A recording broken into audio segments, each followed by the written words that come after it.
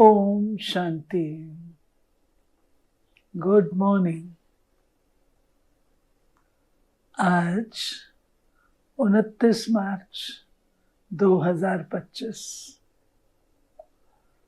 कहा जाता है ज्ञान सूर्य प्रगटा अज्ञान अंधेर विनाश।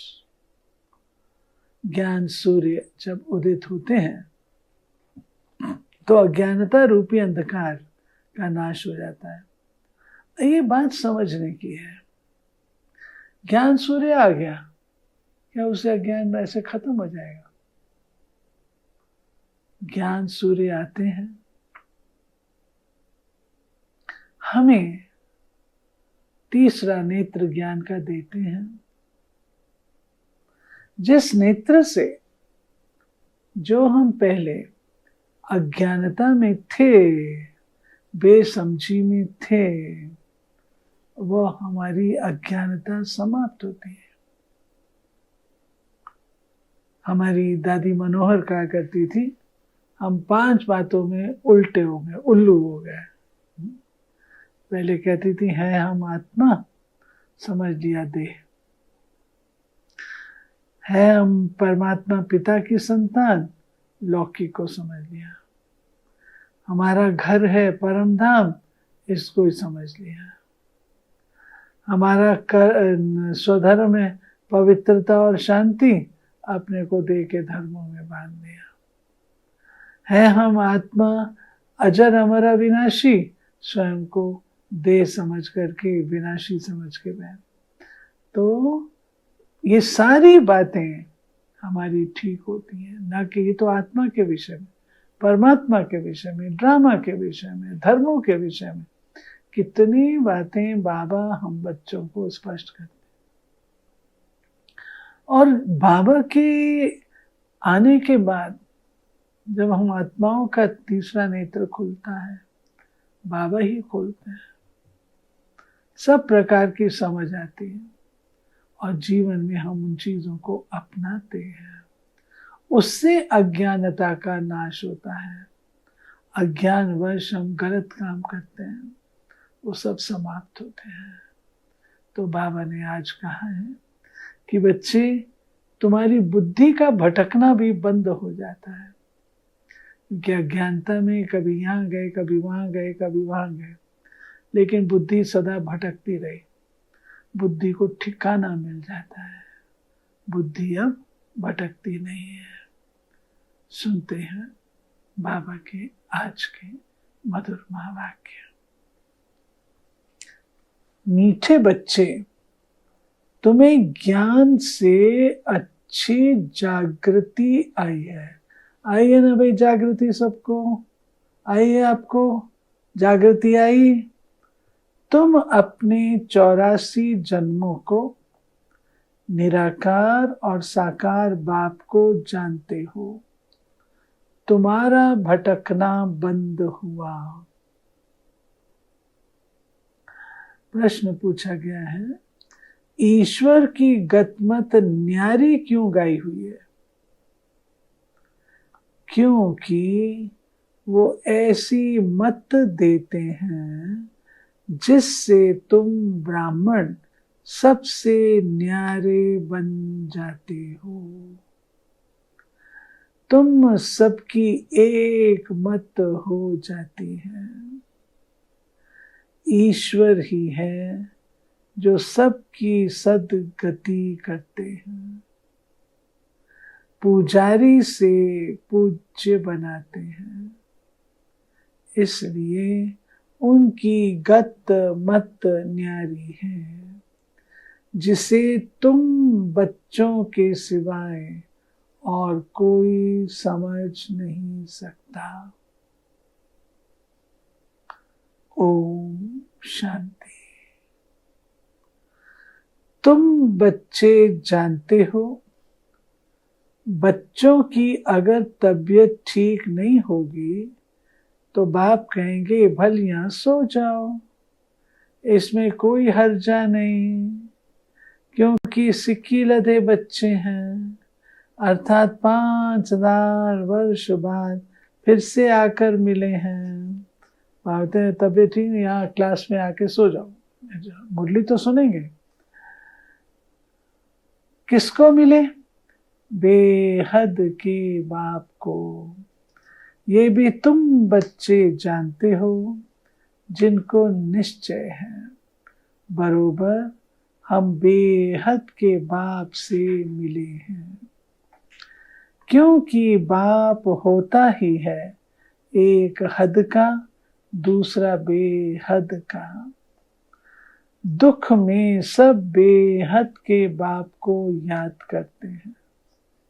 सत्युग में एक ही लौकिक बाप को याद करते हैं, क्योंकि वहां है ही सुख धाम। लौकिक बाप उसको कहा जाता है जो इस लोक में जन्म देता है।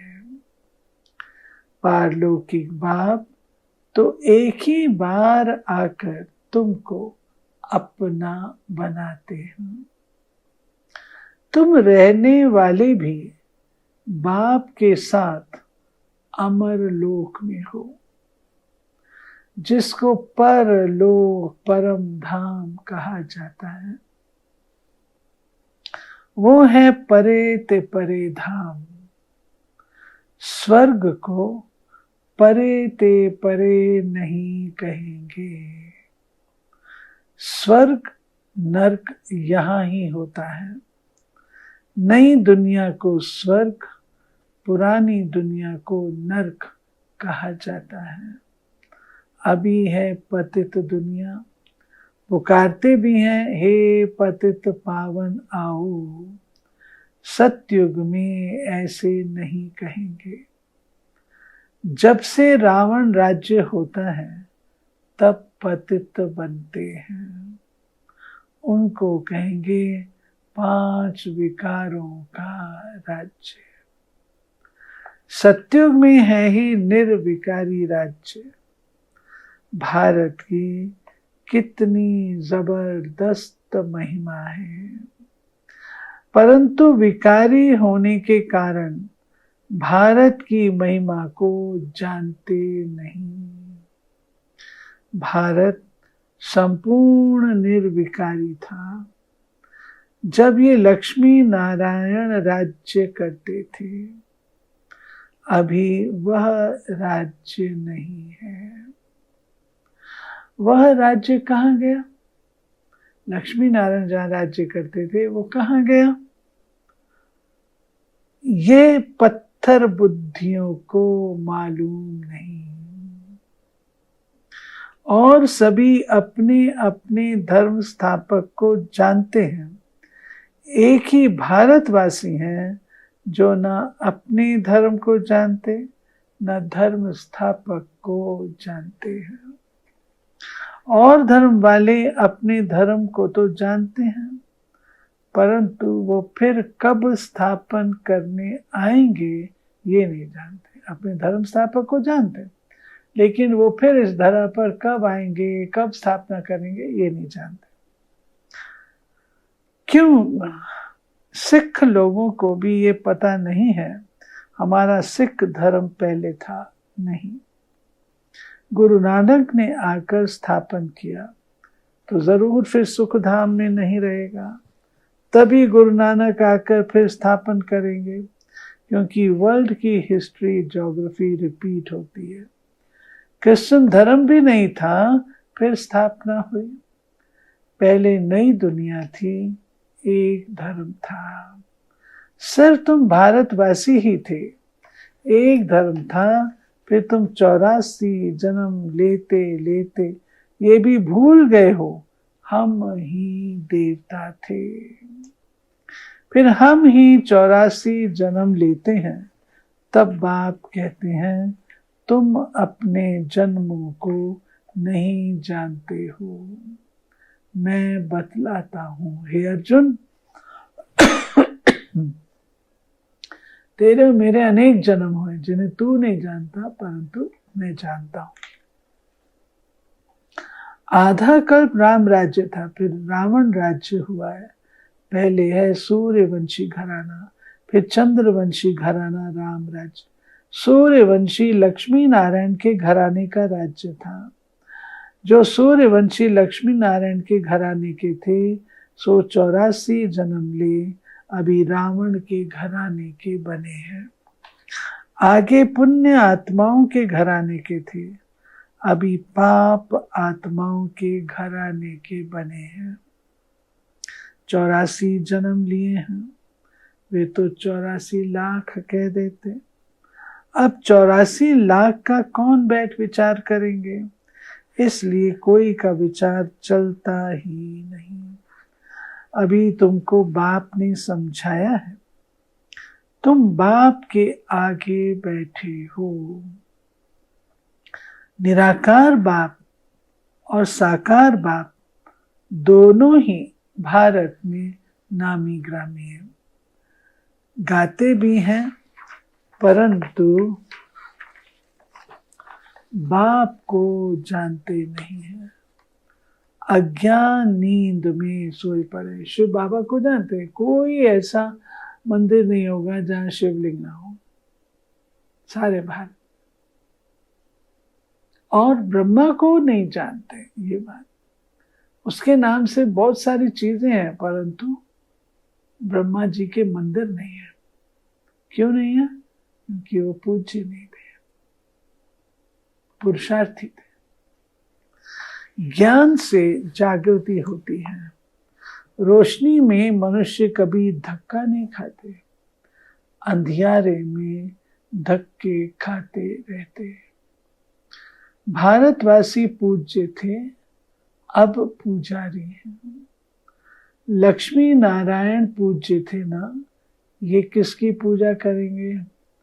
अपना चित्र बनाए अपनी पूजा तो नहीं करेंगे, ये हो नहीं सकता। तुम बच्चे जानते हो हम ही पूज्य, सो फिर कैसे पुजारी बनते हैं? ये बातें और कोई समझ नहीं सकते। बाप ही समझाते हैं, इसलिए कहते भी हैं ईश्वर की गत मत न्यारी है। अभी तुम बच्चे जानते हो बाबा ने हमारी सारी दुनिया से गत मत न्यारी कर दी है। सारी दुनिया में अनेक मत मतांतर हैं, यहाँ तुम ब्राह्मणों की है एक मत। ईश्वर की मत और गत, गत अर्थात सदगति, सदगति दाता एक ही बाप है। गाते भी हैं सर्व का सदगति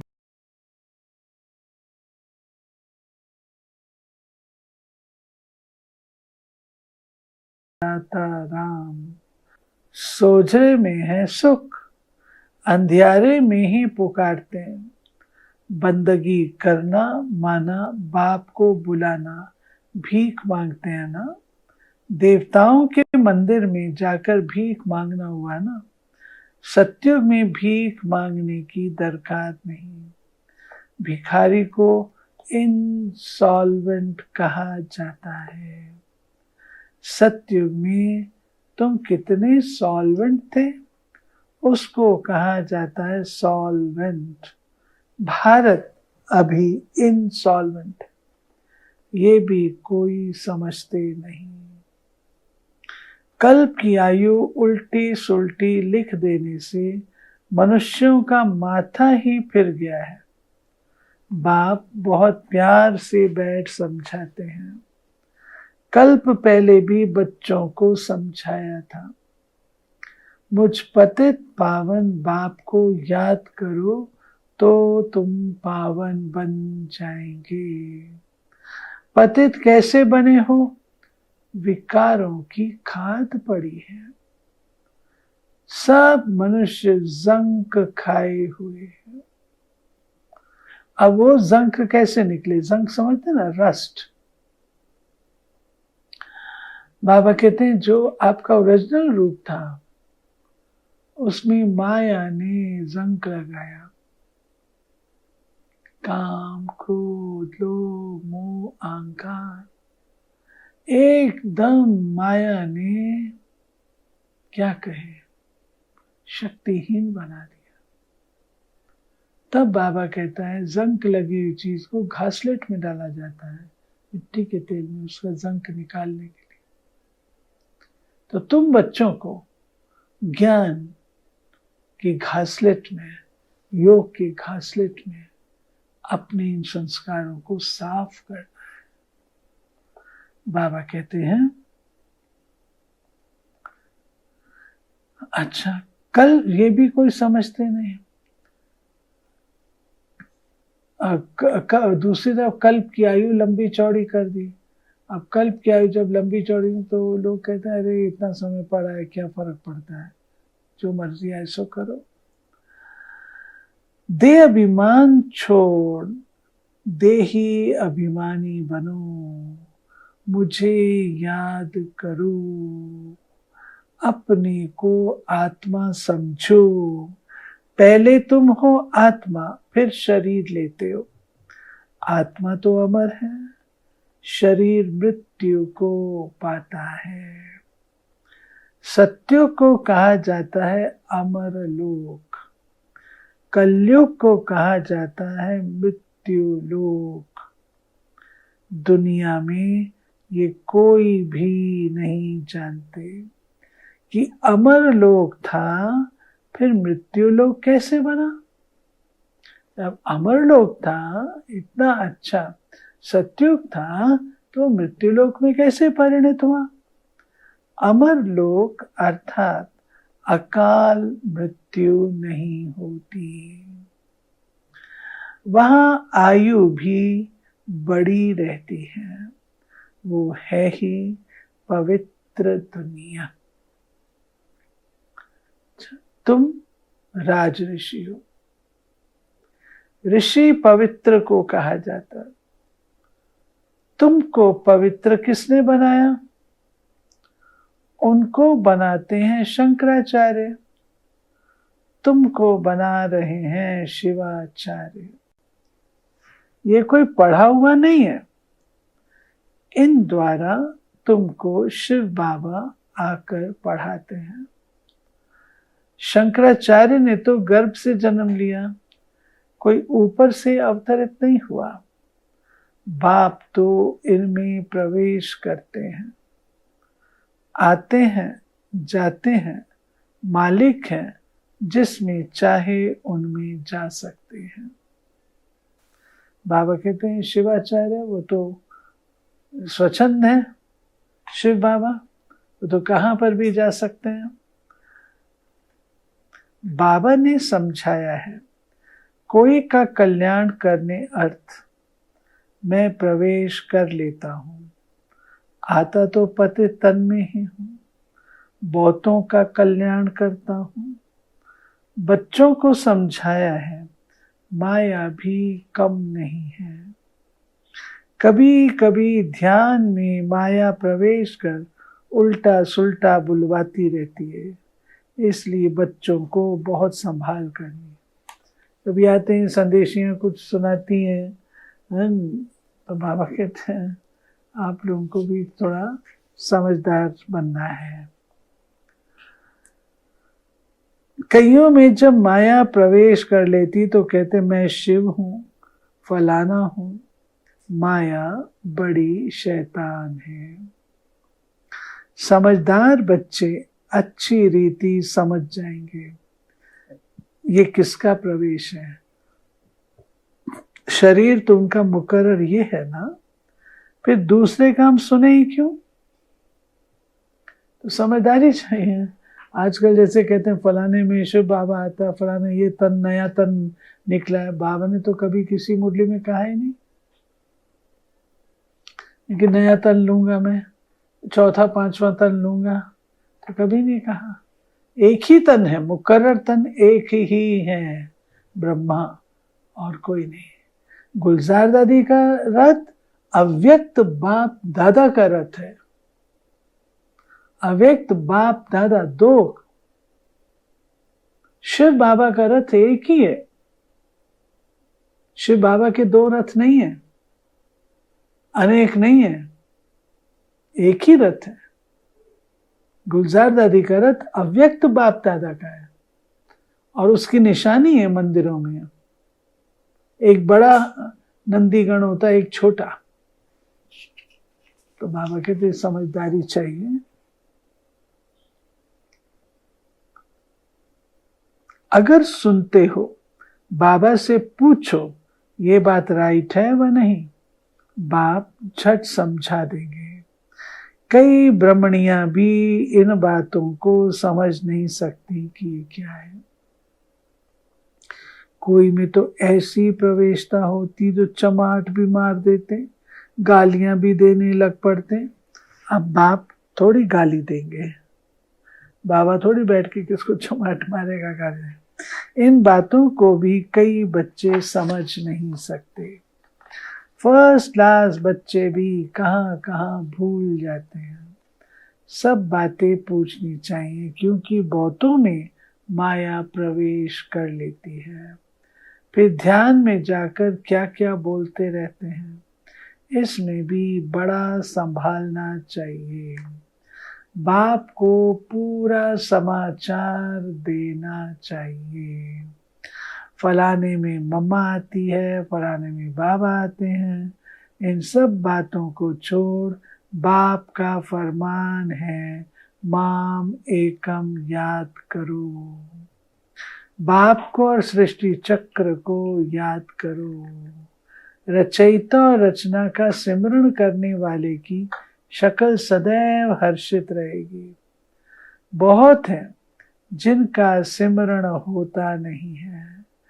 कर्म बंधन बड़ा भारी है। बाबा कहते कर्म बंधन भी बहुत भारी है। विवेक कहता है जबकि बेहद का बाप मिला है, कहते हैं मुझे याद करो, तो फिर क्यों ना हम याद करें। बाबा कहते हैं कुछ भी होता है तो बाप से पूछो, बाप समझाएंगे। कर्म भोग तो अभी रहा हुआ है ना, कर्मातीत अवस्था हो जाएगी तो फिर तुम सदैव हर्षित रहेंगे। तब तक कुछ न कुछ होता है, ये भी जानते हो। मिर्वा मौत मलू का शिकार, विनाश होना है, तुम फरिश्ते बनते हो। बाकी थोड़े दिन इस दुनिया में हो, फिर तुम बच्चों को ये स्थूल वतन भासेगा नहीं, सूक्ष्म वतन और मूल वतन भासेगा। ये समझते हैं ना, मिर्वा मौत मलू का शिकार। उधर विनाश है, लोग घबराएंगे ये होगा, लेकिन हमारे अंदर में खुशी ये होगी बस इसके बाद नई दुनिया आएगी। सूक्ष्म वतन वासियों को कहा जाता है फरिश्ते। वह बहुत थोड़ा समय बनते हो, जबकि तुम कर्मातीत अवस्था को पाते हो। सूक्ष्म वतन में हड्डी मांस होता नहीं। हड्डी मांस नहीं तो बाकी क्या रहा, सिर्फ सूक्ष्म शरीर होता है। ऐसे नहीं कि निराकार बन जाते, नहीं, सूक्ष्म आकार रहता है। वहाँ की भाषा मूवी चलती है। आत्मा आवाज से परे है, उसको कहा जाता है सटल वर्ल्ड। सूक्ष्म आवाज होता है, जैसे वो करते हैं ना, केवल लिप्स की मूवमेंट होती है, आवाज नहीं होती है, फरिश्तों जैसी। यहाँ है टॉकी, फिर मूवी, फिर साइलेंस। यहाँ टॉक चलती है, ये ड्रामा का बना बनाया पार्ट है। वहाँ है साइलेंस, वो मूवी और ये टॉकी। इन तीन लोगों को भी याद करने वाले कोई विरले होंगे। बाप समझाते हैं बच्चे सजाओं से छूटने के लिए कम से कम 8 घंटा कर्म योगी बन कर्म करो, 8 घंटा आराम करो, 8 घंटा बाप को याद करो। इसी प्रैक्टिस से तुम पावन बन जाएंगे। नींद करते हो वो कोई बाप की याद नहीं है।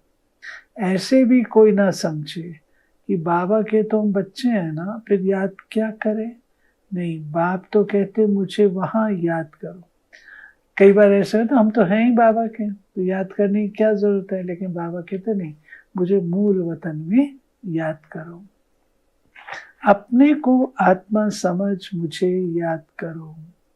जब तक योग बल से तुम पवित्र न बनो, तब तक घर में भी तुम जा नहीं सकते। नहीं तो फिर सदाएं खाकर जाना होगा। सूक्ष्म वतन मूल वतन में भी जाना है, फिर आना है स्वर्ग में। बाबा ने समझाया है, आगे चल अखबारों में भी पढ़ेगा, अभी तो बहुत टाइम है। इतनी सारी राजधानी स्थापन होती है, south north east west, Bharat का कितना है। अब अखबारों द्वारा ही आवाज निकलेगा। बाप कहते हैं मुझे याद करो तो तुम्हारे पाप कट जाएंगे। बुलाते भी हैं, हे पतित पावन लिबरेटर, हमको दुख से छुड़ाओ। बच्चे जानते हैं ड्रामा प्लान अनुसार विनाश भी होना है। इस लड़ाई के बाद फिर शांति ही शांति होगी, सुख धाम हो जाएगा, सारी उथल पाथल हो जाएगी। सतयुग में होता ही है एक धर्म, कलयुग में है अनेक धर्म, ये तो कोई भी समझ सकते हैं।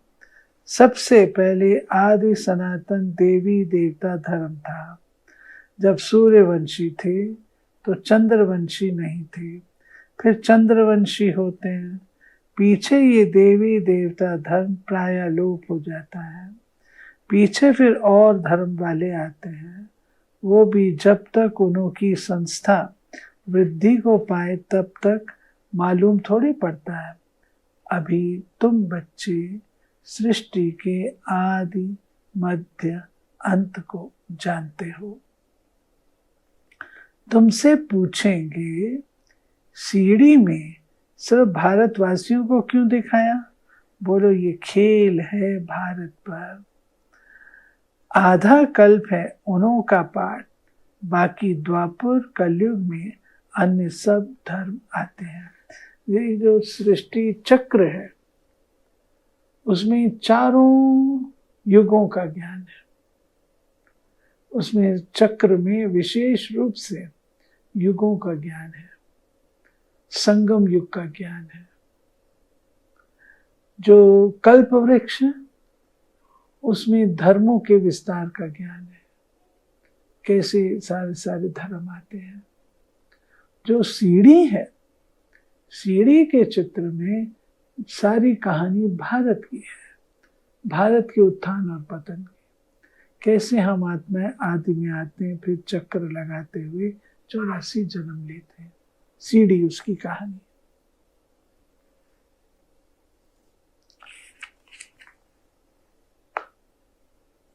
बाबा कहते हैं आधा कल्प है उन्हों का पाठ, बाकी द्वापर कलयुग में अन्य सब धर्म आते हैं। गोले में ये सारी नॉलेज है। गोला तो बड़ा फर्स्ट क्लास है। सत्युग त्रेता में है श्रेष्ठाचारी दुनिया, द्वापर कलयुग है भ्रष्टाचारी दुनिया। अभी तुम संगम पर हो। ये ज्ञान की बातें हैं। ये 4 युगों का चक्र कैसे फिरता है ये किसको भी पता नहीं है। इसमें चक्र में हम आयु भी बताते हैं, चक्र में ये हु बहु रिपीट होता है वो भी बताते हैं, चक्र में सत्युग त्रेता में कैसे बदलता है वो भी बताते हैं। चक्र में हम ये भी बताते हैं पहले कैसे एक ही धर्म सारे विश्व में था, फिर द्वापर युग से अनेक धर्म आने शुरू हुए, ये भी हम उसे बताते। इसी में हम संगम युग बताते, लीप युग बताते, ड्रामा है ये बताते हैं, ड्रामा के हम एक्टर्स हैं ये भी इसी में बताते हैं।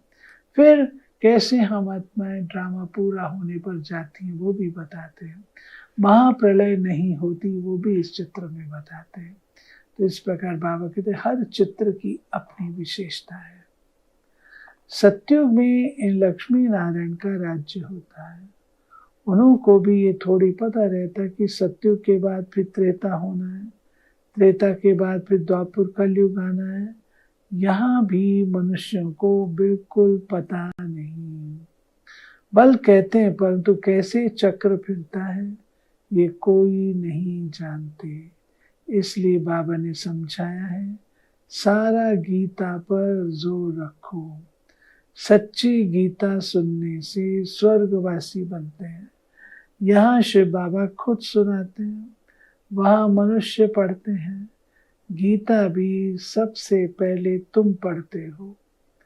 भक्ति में भी पहले पहले तो तुम जाते हो। ये कहाँ दिखाया है? सीढ़ी के चित्र में। कैसे? सीढ़ी के चित्र में जब द्वापर युग आता है तो हम शिव बाबा की भक्ति शुरू करते हैं, उस चित्र में दिखाया है। कैसे हमारा पवित्रता का ताज रावण छीन रहा है, ले जा रहा है, वहां दिखाया है।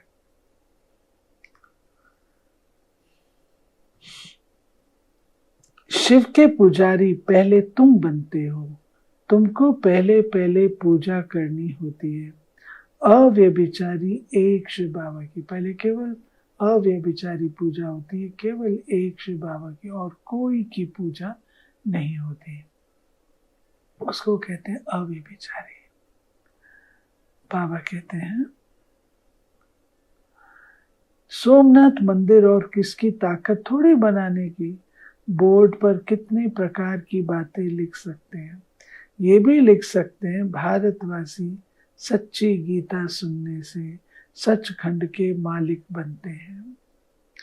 अभी तुम बच्चे जानते हो हम सच्ची गीता सुनकर स्वर्गवासी बन रहे हैं। जिस समय तुम समझाते हो तो कहते हैं हाँ बरोबर ठीक है। बाहर गए और खलास, वहां की वहां रहे। अच्छा, मीठे मीठे सिक्के लधे बच्चों प्रति माता पिता बाप दादा का याद प्यार और गुड मॉर्निंग। रूहानी बाप की रूहानी बच्चों को नमस्ते। हम रूहानी बच्चों की रूहानी बाप को नमस्ते। धारणा, रचयिता और रचना का ज्ञान सिमरण कर सदा हर्षित रहना है। याद की यात्रा से अपने पुराने सब कर्म बंधन काट कर्मातीत अवस्था बनानी है। ध्यान दीदार में माया की बहुत प्रवेशता होती है, इसलिए संभाल करनी है। बाप को समाचार दे राय लेनी है, कोई भी भूल नहीं करनी है। वरदान, अपनी शुभ भावना द्वारा निर्बल आत्माओं में बल भरने वाले सदा शक्ति स्वरूप भाव। सेवाधारी बच्चों की विशेष सेवा है स्वयं शक्ति स्वरूप रहना, सर्व को शक्ति स्वरूप बनाना, अर्थात निर्बल आत्माओं में बल भरना। इसके लिए सदा शुभ भावना श्रेष्ठ कामना स्वरूप बनो। शुभ भावना का अर्थ ये नहीं किसी में भावना रखते रखते उसके भाववान हो जाओ, ये गलती नहीं करना।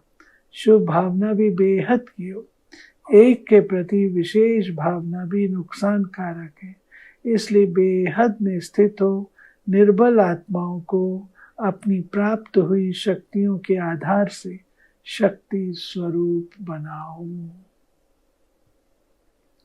स्लोगन, अलंकार ब्राह्मण जीवन का श्रृंगार है, इसलिए अलंकारी बनो, दे अहंकारी नहीं। अव्यक्त इशारे, कई बच्चे कहते हैं वैसे क्रोध नहीं आता, लेकिन कोई झूठ बोलता है तो क्रोध आ जाता है। उसने झूठ बोला, आपने क्रोध से बोला, दोनों में राइट कौन? कई चतुराई से कहते हैं हम क्रोध नहीं करते हैं, हमारा आवाज ही बड़ा है। आवाज ही ऐसा तेज है, लेकिन जब साइंस के साधनों से आवाज को कम और ज्यादा कर सकते हो, तो क्या साइलेंस की पावर से अपनी आवाज की गति को धीमी या तेज नहीं कर सकते हो? बाबा की भी बात जो होती है बिल्कुल पते की होती है। बाबा कहते साइंस कर सकती है आवाज को धीमा और ज्यादा, क्या आप अपने साइलेंस बल से नहीं कर सकते हो? ओम शांति। ये थी प्यारे बाबा की आज की मुरली, जिसमें बाबा ने चित्रों पर भी समझाया, तो बाबा ने समझाया सपूत बनना है, बाबा ने समझाया कैसे औरों को दान करना है, आदि आदि। चलते बाबा की